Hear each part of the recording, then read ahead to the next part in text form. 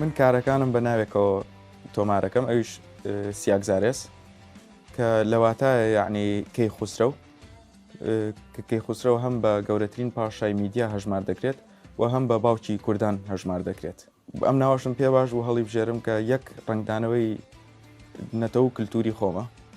دووەمیش بە بۆنەی ئەوەی کە پێم وایە گروپەکەی من یەکەم گروپی دێتمەتڵە لەسەر ئاستی کورد.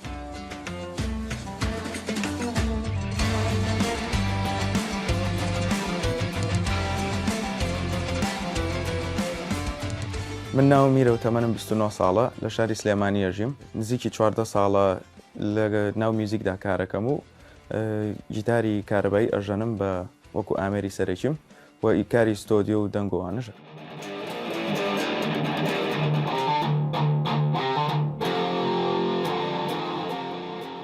وەکو ستایلی میوزیک دێث مێتڵ حەزفەکەم بە تایبەتی. ستایلی دێث مێتڵ سەبژانرایەکە لە ستایلی هێڤ مێتڵ. سایلی هێڤ مێتڵ لە ساڵی 1968 لە بەریتانیا بەرمینگهام پێشکەشەکرێ بۆ یەکەم جار. یەکەم گروپ کە گروپی بلاک ساباثە. ئەو کات مۆدی ئەوەدایەت کە ئەمپی گیتارەکانیان واتە مکەبەری گیتارەکانیان تۆزێ دیستۆرت بکەن، یعنی سەوتەکە تێک بشێوێنن. منیش لێرە کە یەکەم جار بەرەو ستایلە کەوتم حەزێکی زۆرم بۆی هەبوو، ئیتر حەزم کرد کە منیش گروپێک لەو ستایلە دروستکەمەوە، بۆیە لەگەڵ دوو برادەری خۆمە بۆ یەکەم جار لە ساڵی 2009 تا 2011 بڵێ نەتوانین بڵێنەوە دەستپێکی باندەکە بوو. 2011 توانیمان کۆنسێرتێک بکەین لە شاری سلێمانی. میوزیکی مەتڵ یەک جار کە گوێت لێوێ ئیلان یعنی بێ ئاڕێت ئەو زانی چییە. هەن زۆر کەس مەسەن لەوانەیە بڵێن مەسە ئەو ژاوە چیە، ئەو شەقە چیە، بەڵام لە ئاخیرە هەر سەرنجە ڕاکێشێ. تۆ لە مەتڵە ئەزریچێنی هاوارەکەیت بۆ ئەوەی پەیامەکەی کە پێێتە زۆرتر بگاتە خەڵک، بۆەوەی خەڵک گوێت لێ بگرێت. لەبەرەوەی ئێمە لە ڕۆژێک ئاژین زۆر کەس گوێ ناگرێت. بێگومان گوێگری ئەم ستایلە کەمە. بە ڕای منیش هۆکاری ئەوەی کە گوێگری کەمە لە وڵاتی خۆمان ئەوەیە کە ئەم میوزیکە ئاسان نییە گەیشتن پێی. یەکسەر ناتوانانی حەزێکت بۆی هەبێت. دوو وەکو میوزیک وەکو ژانرا قورسە عازفکردنەوەی. مەسەلەن زۆر گۆرانیتر هەیە ئاسانە، بەڵام ئەمە تۆ ئەگەر بتێ گروپێک دروستکەی بۆ هەڤی مێتڵ ئەبێ عازف درامسێکی باش، عازف بەیسێکی باش، عازف گیتار و گۆرانی بێژێکی باشیش دەبێ. عازفەکان کەمن، وەکو عازفەکان کەمیشن لەو عازفە کەمانی کە هەتا ئێشتا لەوە کەمترن کە حەزیان لە دێث مێتڵ بێ. بۆ یعنی لە کۆتایەکەیتە سەر یەک کەس دوو کەس ئەوە نەئەمێنێتەوە کە بتوانێت لەم ستایلە پەرە بدە.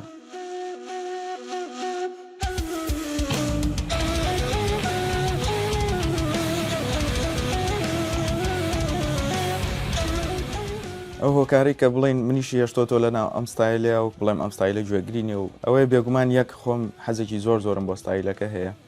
دوو پێم وایە ڕوئیای هونەرمەندی من لەو ستایلەیە جێ ئەبێتەوە. گەورەترین شت بەلای منەوە ئەوەیە کە کوردیش بێبەش نەبێ لەو هونەرە. هەرچەنە هونەرەکە مەسەلەن خۆمان حەزمان لێی نەبێ. من پێم خۆشە مەسەن یەکێک چووە سەر گوگڵ سێرچێکی بۆ ناوی کورد کرد، گوێگرێکی مەتڵ بوو بزانێ کورد ئامێتڵی هەیە یانە، پێچێکە با یەک باند یا دوو باند هەبێت.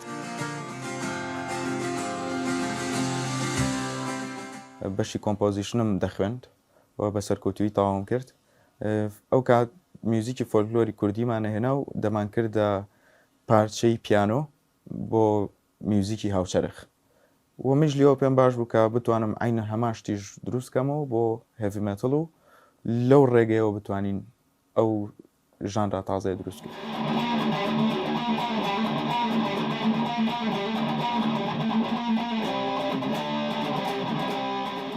هەتاکو ئێستاشە لە ڕێگەی میوزیکەوە بژێوی ژیانم پێیاکەم جا چ ئەوە بێ میوزیک وەکو لایف میوزیک کە گۆرانی ئەڵێ معەزفەکەم لەناو لایف میوزیکەکاندا و لە ستۆدیۆش وەکو ڕیکۆرد بێت بۆ کەسی تر یان لە ڕێگەی کاری ڕیکلامیەوە بەڵام بەشی دەنگەکەی تەنها واتە بژێوی ژیانم تەنها بە میوزیک و بەشی دەنگ پیا دەکەم. لە ئێستادا زۆربەی ستایلە جیاوازەکان لەناو کوردستاندا هەیە و ئەمە شتێکی دڵخۆشکەرە، چونکە ئەمە وا دەکات بیسەری میوزیک زۆر بێت و ستایلی میوزیک زیاتر بە گوێی خەڵکان ئاشنا بێت.